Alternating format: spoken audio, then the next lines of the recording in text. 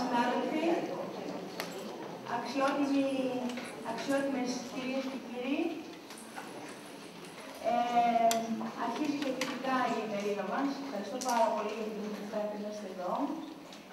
Μιλάω εκ μέρους της Οργανωτικής Επιτροπής, δηλαδή της κυρίας Γκέκα που παραβρίσκεται, διευθύντριας του Καλλιτεχνικού Γυμνασίου και Ηλικιακών Τάξεων στο Γέρα Καρακής, και εκ μέρους του κυρίου Άνθη, ο οποίος είναι ο διευθυντής της Ιωνιδίου Σχολής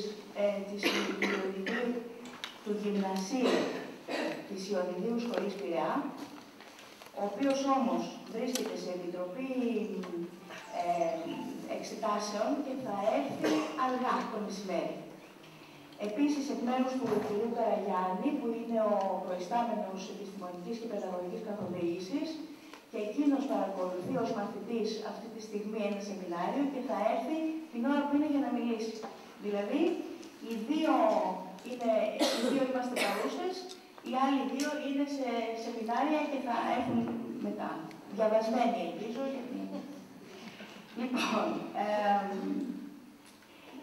η ημερίδα, μόνο δύο πράγματα θα πω, γιατί οι υπόλοιπα νομίζω θα τα καλύψω στην ομιλία μου και να σας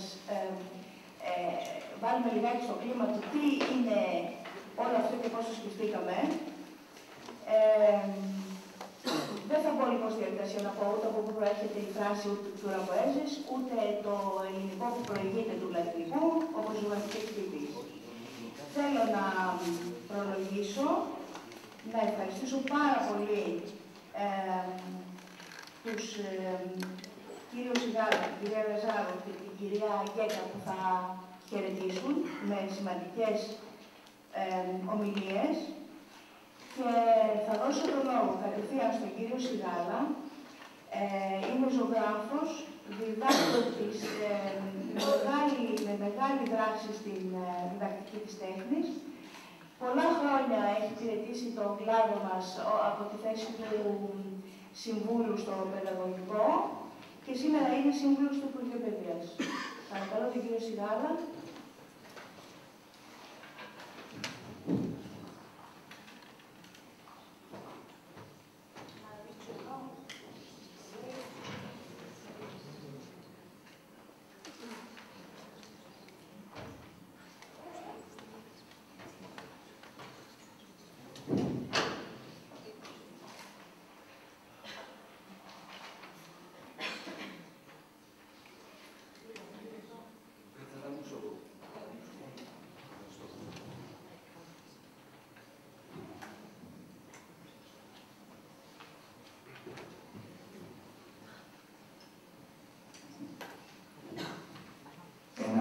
Είναι ο λόγος. Γνωστό και τετριμένο, αλλά έχει μια σημαντική σχέση με το δικό μας το συνέδριο.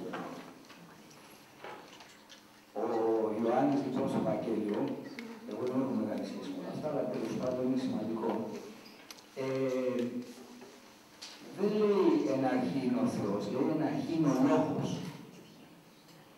Μετά τα μπαλώνει και λέει ο λόγος είναι ο Θεός και ο Θεός είναι ο λόγος. Ξεκινάει τα πάντα από το λόγο. Δηλαδή στην φιλοσοφία, τη θρησκευτική φιλοσοφία,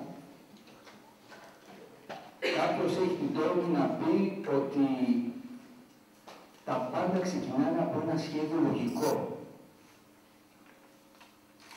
Και το ταυτίζει με το Θείο. Οι αρχαίοι Έλληνες τον λόγο τον είχαν να περικλεί πολλές έννοιες. Γι' αυτό θα το δείτε σε μεταφράσεις ή σε κείμενα σε ξένες γλώσσες, τη λέξη λόγος την γράφω στα ελληνικά. Γιατί υπονοεί το σχέδιο, τη λογική, υπονοεί και το λαλούμενο το λόγο και δεν κάνει διαχωρισμό. Θα μπορούσαν οι αρχαίοι Έλληνες να βρουν λέξεις διαφορετικές για το λόγο, το λαλούμενο, για τη σκέψη, για την εικόνα που προκαλεί τη σκέψη και η σκέψη που προκαλεί το λόγο και στο τέλος γίνεται γραφή.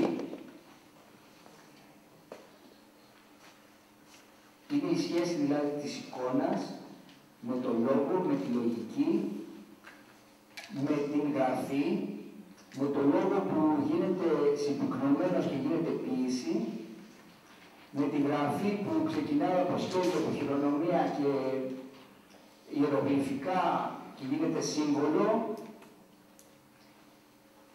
και γεννάει τις λέξεις.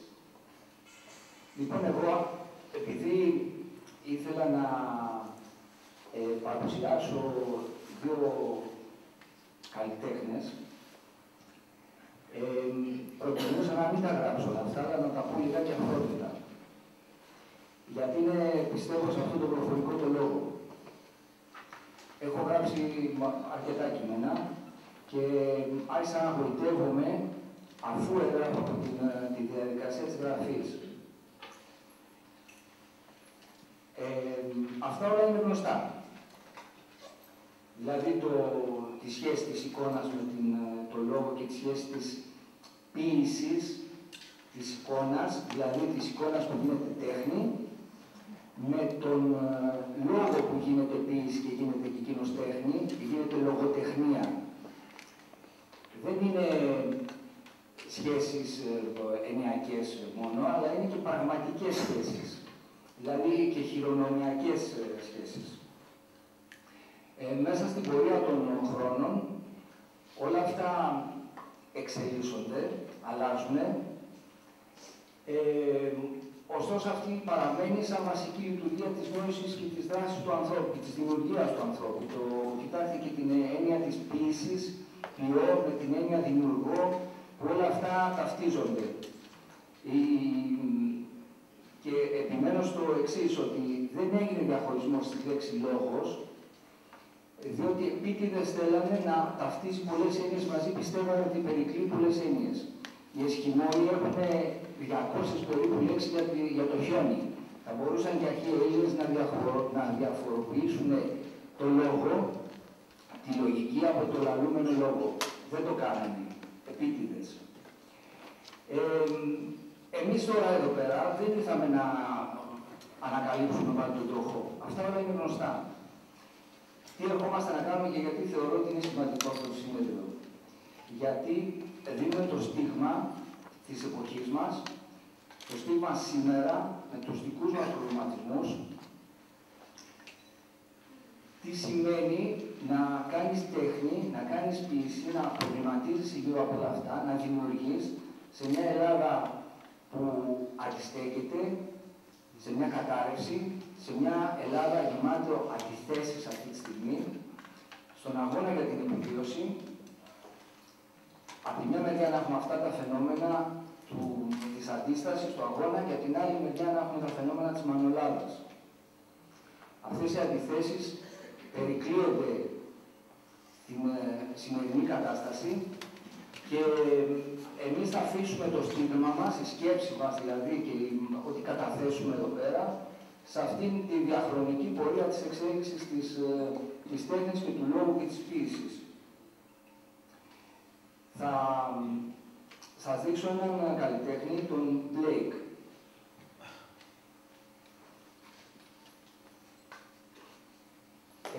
Εγώ θα ασχοληθώ με μία διάσταση από αυτό το φαινόμενο που λέγεται σχέση εικόνας και δημιουργημένης και τέχνης, δηλαδή εικαστικών τεχνών και ποίησης. Την διάσταση του καλλιτέχνη που συνδυάζει και τα δύο. Είναι ένα χειρόγραφο. Δεν είναι ακριβώς, είναι χαρακτικό. Αυτός ήταν χαράξης, ο Λιούιν Μπλέικ ήταν ένας καλλιτέχνης που τον ανακάλυψα ψάχνοντας τα ίδια χωράφια. Και εγώ σαν καλλιτέχνης. Εγώ έχω και εγώ μια διπλή διάσταση, δηλαδή είμαι, αν θέλετε, και άνθρωπος που γράφει, των γραμμάτων, είμαι και εικαστικός καλλιτέχνης. Τον ανακάλυψα τον Blake, όπως τον ανακάλυψαν πάρα πολλοί, Μετά την εποχή του, από το 17ο-18ο αιώνα που έζησε, στην εποχή τον θεωρούσαν παράφρονα. Αυτό εδώ είναι ένα χαρακτικό του, τα έχει θέσει σε βιβλίο όλα αυτά τα χαρακτηριστικά με μια δικιά του μέθοδο, που συνδυάζει την γραφή, τη χειρονομιακή γραφή, το χειρόγραφο, το έχει χαράξει και το σχέδιο μαζί στην ίδια εικόνα. Αυτό για μένα είναι ενδεικτικό μίας από τις πολλές σχέσεις που θα διερευνήσουμε εδώ πέρα στο συνέδριο, τις σχέσεις του καλλιτέχνη που είναι και ποιητής και εικαστικός. Είναι ένα βιβλίο που λέγεται «Ο γάμος του ουρανού και της κόλασης».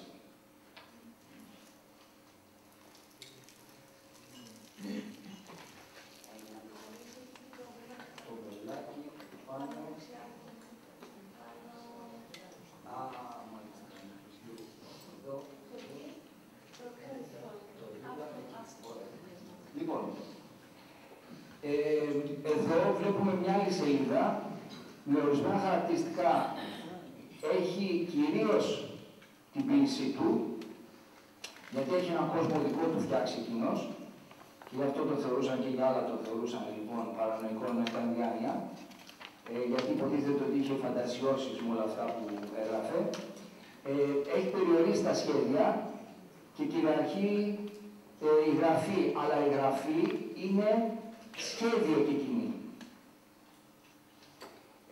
Άλλη μια σελίδα με χρωματιστά σχέδια, με γράμματα σχεδιασμένα με χρώμα, που να συνδέεται με το κλασικό σχέδιο που έχει ακολουθήσει, με φανταστικά δικά του όντα. Αυτό ήταν το εξώφυλλο. Εδώ στο εξώφυλλο βλέπουμε μια άλλη διάσταση. Κυριαρχεί η εικόνα και περιορίζεται το κείμενο. Ωστόσο, το κείμενο, η γραφή και η εικόνα έχουν μια άμεση σχέση χειρονομιακή. Εδώ έχει βάλει το σχέδιο με μια άλλη λογική, έτσι με τη σύνθεση. Όλα αυτά είναι κλασικά και για μας ίσως είναι, τα έχουμε δει υποτίθεται πολλές φορές, αλλά είναι σημαντική η διάσταση του αν κάτσει κάποιος, εκτός την αισθητική απόλαυση που έχει βλέποντάς το, εάν κάτσει να διαβάσει, να μελετήσει ή να το πιάσει στα χέρια του, αυτό που έχουμε χάσει εμείς τη μυρωδιά του χαρτιού, το προηγουμένο το βιβλίο. Αυτά ήταν αντίτυπα που τα τύπωνε μόνος του. Τα έφτιαχνε και τα τύπωνε μόνος του.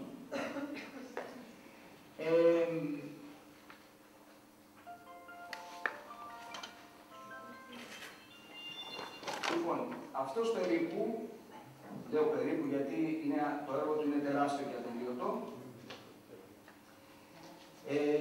Όχι, άστο έτσι πολύ και θα συνεχίσουμε στο μισοσκόταδο, είναι μια άλλη αίσθηση. Ερχόμαστε στο δικό μας τον αιώνα. Το κομπιούτερ έχει αντικαταστήσει τη γραφή σε πάρα πολλά επίπεδα και την επικοινωνία. Εγώ δεν είμαι ένας άλλος του παρελθόντος. Εγώ κάνω μια διαπίστωση ότι η χειρονομία της γραφής και η ίδια η γραφή δεν υφίσταται πια. Σήμερα παραελάχιστα. Κάτι προστάρια δεν στέλνουμε.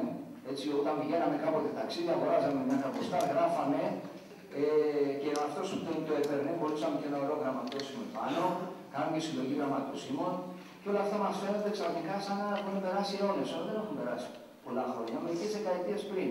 Τώρα λέει 35 εκατομμύρια SMS λέει σταλθήκανε την πρωτοχρονιά.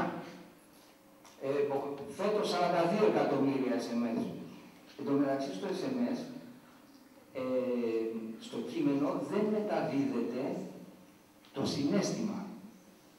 Και αναγκάζονται να προσθέσουν και ένα προσωπάκι που το λένε emoticon, δηλαδή emotion, εικόνα με συναίσθημα, για να καθορίσεις το συναίσθημα της φράσης σου με ένα προσωπάκι. για να καταλάβει ο άλλος αν αυτό το μήνυμα που του στέλνεις είναι χαρούμενο, είναι μήπως είναι ηρωνικό, εσύ μπορεί να του λες καλημέρα και αυτό να λέει Μπάρνι μου με κοροϊδεύει ή το λέει σοβαρά. Οπότε αν εσύ προσθέσεις και ένα σοβαρό ανθρωπάκι, νομίζω ότι είναι σοβαρά. Και έρχομαι και λέω, αν γράφουμε ποίηση στο κομπιούτερ, σημαίνει ότι θα βάλουμε από δίπλα από κάθε λέξη, κάθε φράση, στο τέλος ένα στίχο και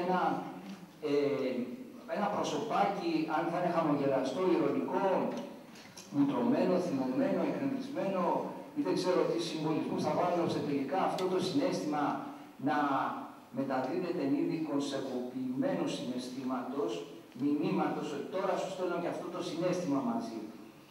Στη γραφή ήταν νομίζω πιο απλά τα πράγματα. Ένας γραφολόγος μπορούσε να δει το χαρακτήρα στον ίδιο, έτσι, δηλαδή μόνο από αυτές τις δύο λέξεις που έγραφες. Αυτά όλα μεταβάλλονται, μετατρέπονται. Οπότε εμείς αυτή είναι την διάσταση, τη σημερινή, της εξέλιξης της γραφής, γιατί παράλληλα έχουμε και μια εξέλιξη στην τέχνη, δηλαδή εγώ σαν χαράκτης, διαπίστωσα ότι τις μεθόδους που χρησιμοποιώ, τις καλλιτεχνικές μεθόδους της χαρακτικής, είναι ξεχασμένες μέθοδοι που χρησιμοποιούσαν οι τυπογράφοι από την αναγέννηση και ύστερα για να φτιάξουν τα βιβλία. Τώρα αυτά όλα αντικαταστήθηκαν από το φωτόσι. Το να χαράξουμε λοιπόν εμείς με την οξυγραφία, την κάνανε ο Ρέμπραντ και όλοι αυτοί με καταπληκτικά αποτελέσματα, με κυρίως με ποιο σκοπό, για να έχουν υπογραφεί στα βιβλία. Και εγώ στην δικιά μου την τέχνη, αυτό που κάνω αυτά τα τελευταία χρόνια και ήρθε να δέσει με το σημερινό συνέδριο και σας είπα ότι θα παρουσιάσω δύο καλλιτέχνες, έναν τον μεγάλο William Blake και έναν άσημο καλλιτέχνη, εμένα, γιατί θα έχουμε την ευκαιρία να κι εσείς και εγώ, τον Blake δεν τον έχουμε μπροστά μας να μιλήσει για το έργο του, αλλά εγώ είμαι εδώ και θα μιλήσω με ορισμένα παραδείγματα για το δικό μου το έργο.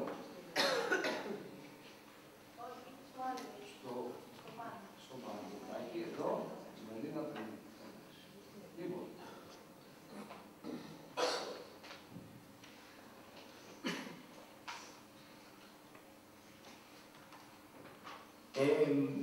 Πέρα από το στολίδι που είναι γύρω-γύρω, που είναι μια τεχνική χαρακτικής, γιατί και εγώ, σαν τον μεγάλο Blake,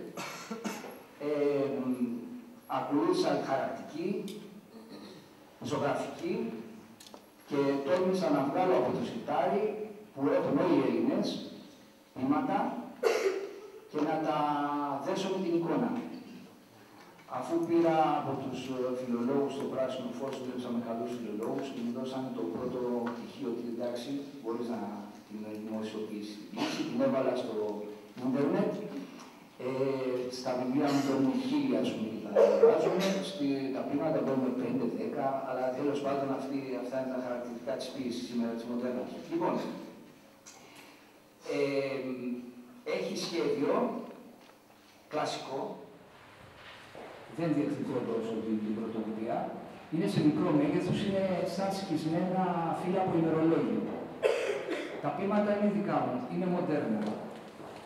Αυτό που με βοήθησε είναι ακριβώς η διαδικασία του να γράψεις τη λέξη.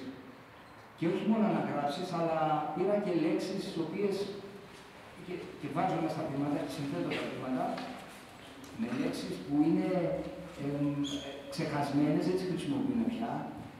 Πολλές λέξεις που είναι από τα αρχαία, από την καθαρέουσα. Εμείς στη δικιά μου τη γενιά, πριν λίγα χρόνια, λίγες δεκαετίες, γράφαμε στην καθαρέουσα, θα σας θυμίσω, γράφαμε πνεύματα, οξείες, δασίες, περισπωμένες, μέχρι και το μέλλοντα το γράφαμε με ήττα υπογεγραμμένη στο γυμνάσιο. Λοιπόν, όλα αυτά υποτίθεται εξελιχθήκαν, αλλάξανε, αλλά έμεινε μια γοητεία αυτή το τι μεταφέρει μια λέξη, η οποία κάτι μας λέει, κάτι μας θυμίζει, την έχουμε μέσα μας, αλλά δεν τη χρησιμοποιούμε σήμερα, χρησιμοποιούμε πολύ λίγες λέξεις. Λοιπόν, αυτό το χειρόγραφο που δένει μαζί το κείμενο με την εικόνα, δεν ξέρω πώς λειτουργεί ακριβώς στο θεατή, δηλαδή αν δεν έχουν εκτεθεί σε πραγματικό χρόνο και τόπο, αλλά στο ίντερνετ. Δεν ξέρω αν τραβάει πρώτα η εικόνα ή τραβάει το βλέμμα, το κείμενο, διότι έξω εδώ καθόμουν και περίμενα λιγάκι και το βλέμμα μου κοιτούσε τις εικόνες γύρω μου και τα συνθήματα μου παγίδευαν το βλέμμα. Δηλαδή, ενώ είχε ένα πολύ ωραίο ουρανό, ένα πολύ ωραίο στήλο, εδώ πέρα είναι σαν στήλο λειτουργεί, είναι από ένα εργοστάσιο, η καμινάδα το έχει μείνει, και τα σύννεφα καθώς κινούνται, με την καμινάδα μαζί νομίζω ότι ταξιδεύεις όταν δεις την κορφή της καμινάδας.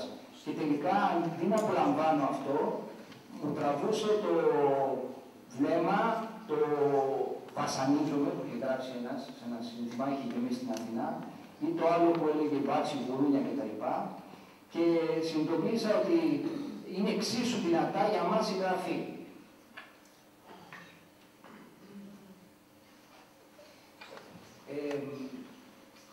Τελείως διαφορετική αίσθηση έχει όταν διαβάσεις το ποίημα μέσα στην εικόνα, που είναι το χειρόγραφο, από το κείμενο, αν θα το δεις γραμμένο με τυπωμένα γράμματα. Δηλαδή, σας δείχνω ένα από τα ποίηματα που περιέχονται μέσα στα έργα. Λίγο πιο μεγάλα. Λίγο πιο μεγάλα. Δεν βλέπω από που μπορεί να μεγαλώσει. Κάτω δεξιά. Κάτω δεξιά. Ωραία, θα μας βοηθήσει.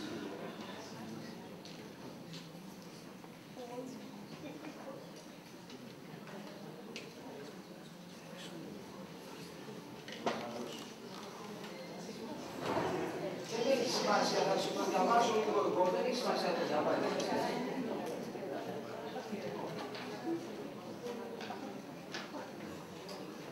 Λοιπόν, ανασύνθεση μη ενιστορημένου γεγονότος, ασπόνδυλου.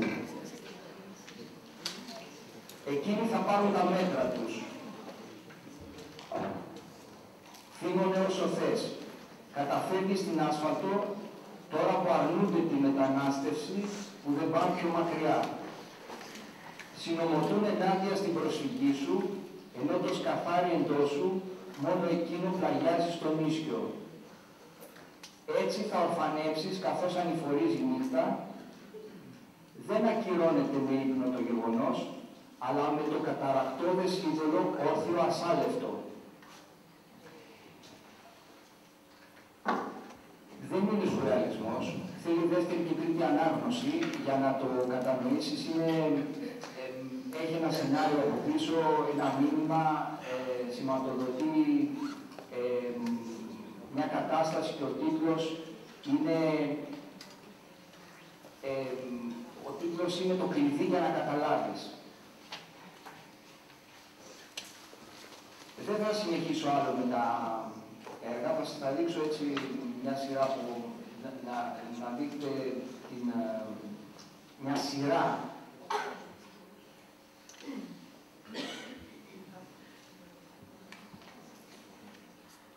Εδώ είναι ένα έργο με τίτλο «Βρεφάρισμα». Είναι σαν σελίδες ημερολογίου, σαν τους περιηγητές που πηγαίνανε παλιά και κάνανε ένα σκιτσάκι και σημειώνανε τις εντυπώσεις τους. Εδώ θα σας διαβάσω ένα κομμάτι από αυτό το ποίημα, γιατί πιστεύω ότι στη δικιά μου τη δουλειά ότι έχει νόημα να περιλαμβάνεις μια ουσία, όχι μόνο μια εικόνα, αλλά κάτι να λες. Πολλές φορές δεν έχει άμεση σχέση το ποίημα με την εικόνα. Φαινομενικά. Όμως έχει μετασχηματιστές, δρόμοι του αγώνα και κοσμημένοι με λευκούς καπνούς ακριγόνων και με μαύρους καπνούς μολότο που δεν αρκούν. Δρόμοι της ρήξης, συνθήματα μέθεξης και συμμετοχής. δρόμοι της ανατροπής, της σύγκρουσης. Δεν είμαστε αφηγητές του μύθου της Επανάστασης. Όσο πιο ελεύθερος, τόσο λιγότερο εξαρτημένος. Είμαστε επαναστάτες, μετασχηματιστές. Είναι μια μαύρη φιγούρα, μητέρα, τροφός, η οποία κρατάει ένα λευκό κοριτσάκι στα χέρια της.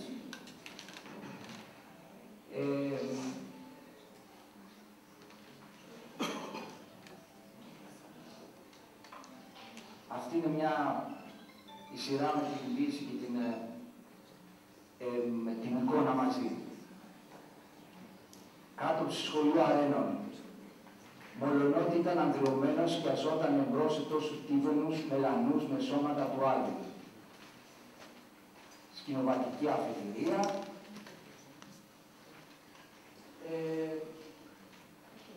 Δεν θα μακρηγορήσω άλλο, γιατί εμένα εδώ με καλέσανε για ένα χαιρετισμό. Θα σας θυμίσω το εξής.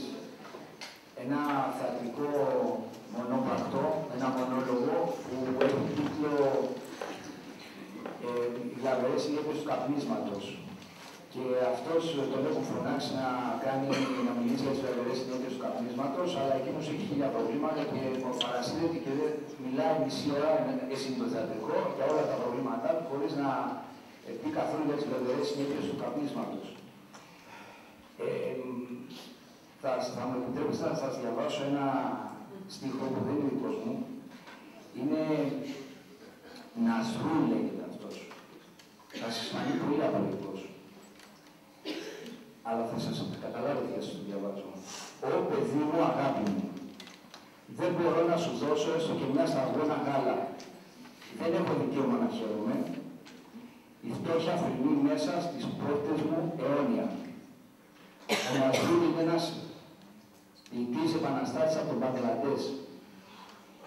Οι Μπαγκλαντεσιανοί φεύγουν και έρχονται εκτός από όλο τον κόσμο, έρχονται και στην Ελλάδα, στη Μανολάδα και δουλεύουν για 6 μήνες, παίρνουν 750 ευρώ στους 6 μήνες και όταν ζητήσουν τα μεροκάματά τους, τους πυροβολούν Έλληνες.